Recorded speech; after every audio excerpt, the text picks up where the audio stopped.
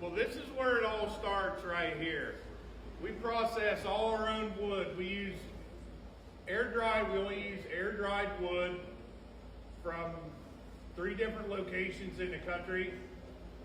It comes into us like this right here, rough cut, and then we process it all.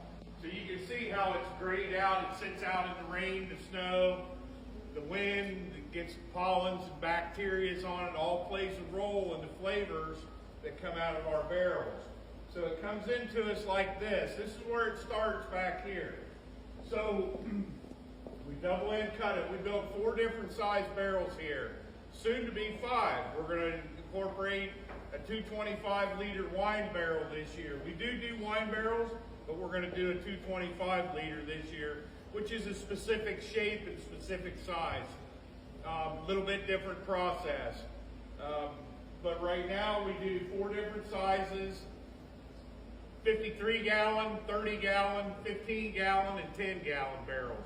That's very unique to Cooperage. Most Cooperages in the United States only do 1, possibly 2 different sizes. We do 4 different sizes here. So it starts back here. All this equipment, so a little background on the equipment real quick, is all this equipment that you see in here is all, Kelly and I had commissioned a company out of Slovenia and out of Scotland for this equipment. We helped design this equipment. It's built specifically for this cooperage and what we do. I learned to build barrels from a master cooper in Oregon that was using 1920s French coopering equipment. So I wanted something that was a little bit more precise than what they were doing. So a little more attention to detail. So as you're walking through, all this equipment that you see is all one-of-a-kind prototype equipment that we had commissioned and I helped design. So we start out double end cutting our wood, and basically we set it up to the right length depending on what size barrel we're running.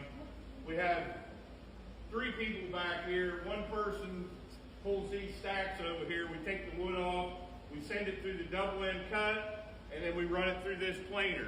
This is a double-sided inside-outside stave planer. It cuts a convex and concave on the wood. Barrels are not square, they're round. So you can see, pull one of them out there, Kelly.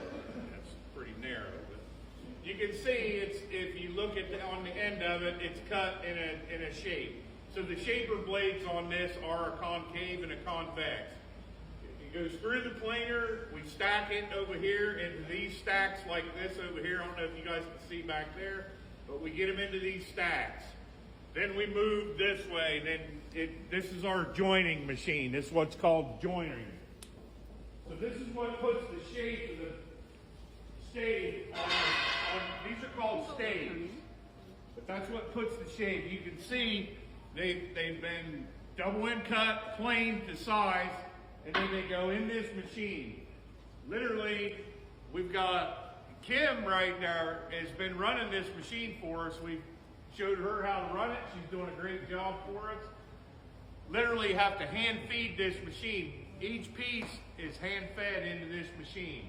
It measures it on each end in the center, and the cutter head moves around. It's a CNC machine, programmed to the exact diameter and size of barrel that we build, whichever size it may be that we're working on.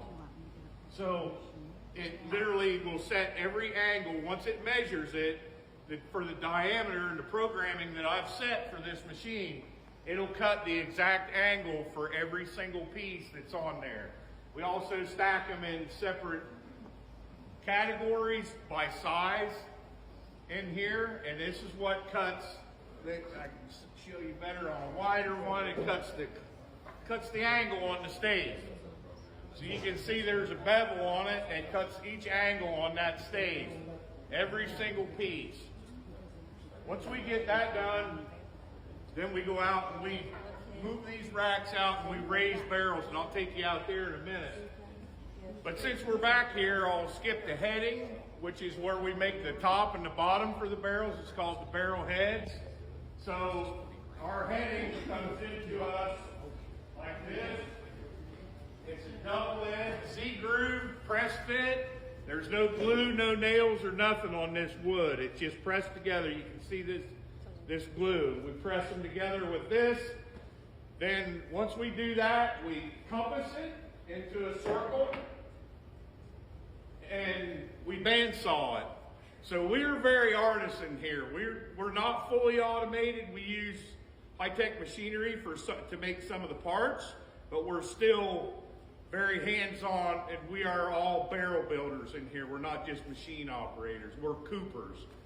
So once we get, and we cut them on the bandsaw, and then we char them right here on this contraption. A lot of this stuff, you can't go to Walmart or Lowe's to buy it. You got to invent it. So this is where we char our heads. They go up on here and we char them. And then where'd that head go, Matt? So when we char them, it looks like this. It's to whatever char level that we're doing. We do a standard 1, 2, 3, and 4 char level, but we can do anything in between also. But you can see the fissures in the wood. This helps the whiskey absorb into the wood. It's not the charcoal that creates the flavor, it's the actual wood that creates the flavor on these barrels.